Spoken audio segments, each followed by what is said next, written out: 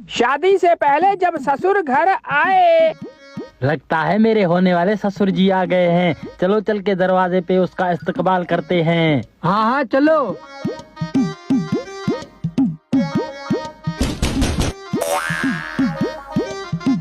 आए ससुर जी।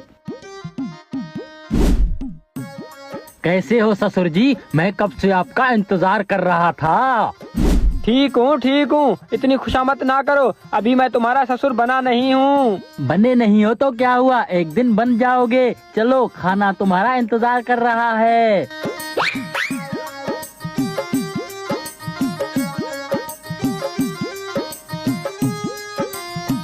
रुके ससुर जी, आपके जूते मैं उतारता हूँ। लड़का तो खानदानी लग रहा है, आज तक इतनी खिदमत मेरी किसी ने नहीं की।